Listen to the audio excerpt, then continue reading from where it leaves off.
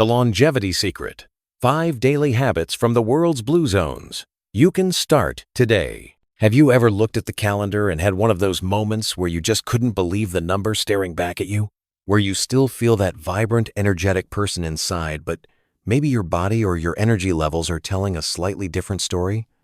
If you've ever wondered if it's possible to not just add years to your life, but most importantly, to add life to your years, well, you are in the right place today.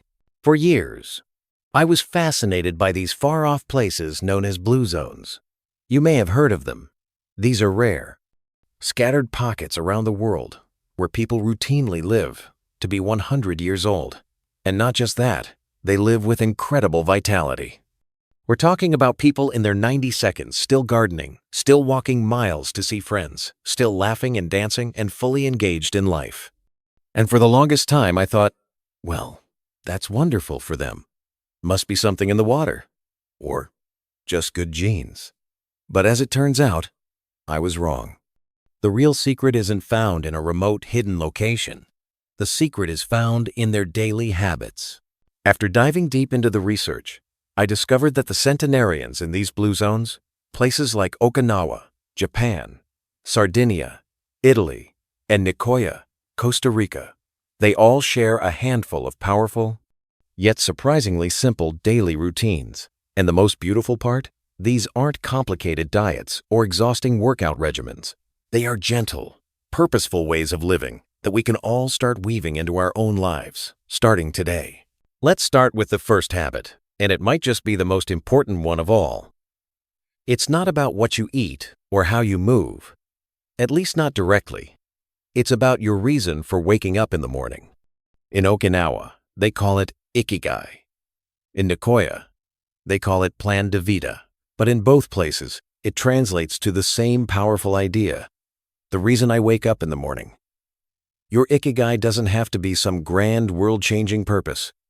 It simply has to be something that brings you a deep sense of meaning and joy, something that makes you feel needed and gives your day a sense of direction.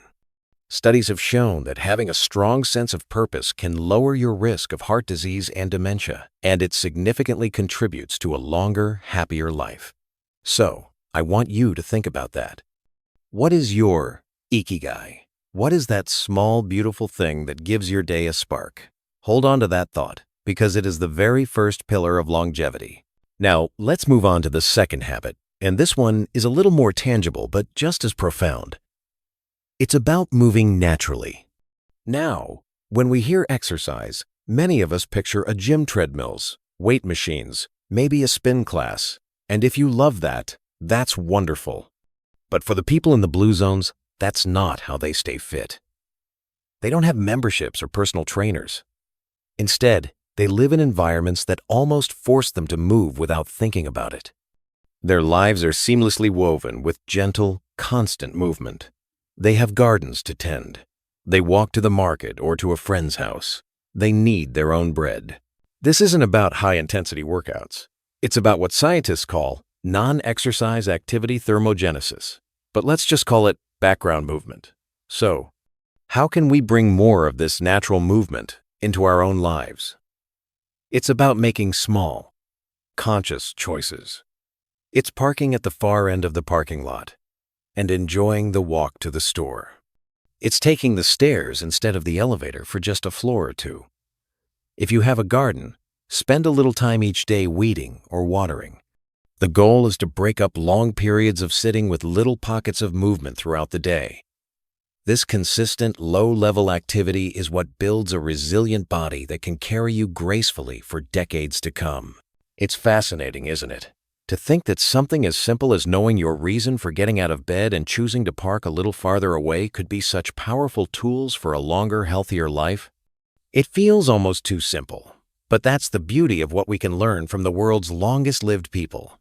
And that brings us perfectly to our next habit, which is all about connection. This third habit is one I think we all instinctively know is important, but the blue zones show us just how critical it truly is. I'm talking about putting your loved ones first. In these longevity hotspots, families are incredibly close-knit. Aging parents and grandparents often live with their children and grandchildren, or very nearby. This isn't seen as a burden. but as a blessing, a source of love, support, and purpose for everyone involved. Now, I know that in today's world, families can be spread across the country or even the globe, but the principle remains the same. Strong, positive social bonds are a literal life extender. Research has shown that loneliness and social isolation can be as damaging to our health as smoking 15 cigarettes a day. So, how do we cultivate this? It's about being intentional. It's about creating your own tribe. This could mean having a standing weekly dinner date with a friend who feels like family. It could mean setting up a regular video call with your grandchildren. It could mean getting involved in a community group or a book club. The key is to have people in your life who would notice if you weren't there. And speaking of your social circle, that leads us beautifully into the fourth habit, which is all about the company you keep. This one is a little more specific, but it's incredibly powerful. The centenarians in the blue zones consistently surround themselves with the right tribe, meaning they have friends who support and encourage their healthy behaviors. You see, health is contagious, both good and bad. Studies have shown that if your close friends are active, eat well, and have a positive outlook on life, you are far more likely to adopt those same habits. Your social network quite literally shapes your health outcomes. Think about your own friends for a moment. Do you have a friend who always suggests going for a walk instead of just sitting for coffee? These are the people who are subtly, positively influencing your path to longevity. This isn't about ditching old friends, but about being mindful of who you spend the majority of your time with. Can you recruit a friend to be your walking buddy? Can you start a healthy potluck club? By consciously building a community that values well-being, you create an environment where healthy choices become the easy default choices. It's amazing, when you think about it, how these habits all weave together, isn't it? Your purpose gets you out of bed, your natural movement gets you through the day, and your loved ones give that day its meaning. It creates a beautiful, self-reinforcing cycle of well-being.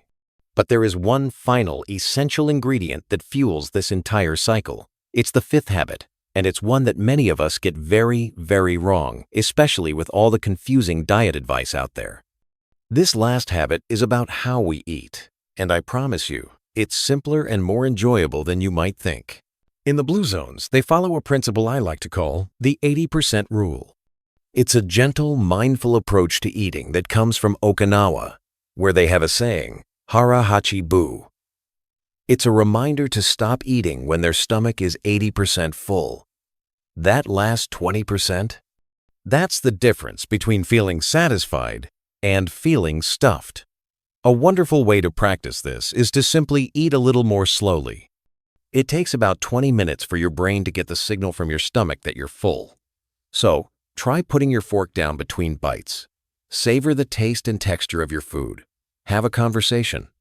Just that simple act of slowing down gives your body the chance to catch up and tell you, you know, I'm actually good. I've had enough. This one habit alone can help with maintaining a healthy weight, improving digestion, and feeling more vibrant after every single meal. And this leads me to the most delicious part of this habit. What's on the plate? The longevity diet in the blue zones is predominantly plant-based. I'm not saying you have to become a strict vegetarian, not at all. But their meals are built around a beautiful, colorful array of vegetables, fruits, whole grains, beans, and nuts. Meat is used more as a condiment, a way to flavor a dish, rather than being the main event. So, a simple way to start is with what I call the flip your plate method. Instead of a large piece of meat with a little side of vegetables, try making vegetables, whole grains, and beans the star about 90% of your plate, and then add a small, flavorful portion of meat or fish, if you like, to complement it. You might be surprised at how much more energetic and lighter you feel. So, let's take a quiet moment to just breathe all of this in. We've journeyed through 5 simple, powerful secrets from the world's longest-lived people. We discovered our Ikigai, our reason for waking up. We learned to move naturally, weaving activity into the fabric of our days. We committed to putting our loved ones first, nurturing the relationships that give our life meaning. We chose to surround ourselves with a tribe that supports our well-being. And we learned to eat wisely, following the 80% rule, and leaning into a plant-powered plate. These aren't drastic overhauls, they are gentle shifts. You don't have to do them all perfectly, starting tomorrow. That's not the point. The point is to begin. Maybe this week, you just focus on finding your Ikigai and eating one more vegetable-based meal. Small steps, taken consistently, create a profound change over time. You have the power to add more life to your years. Here's to your health, your happiness, and your longevity.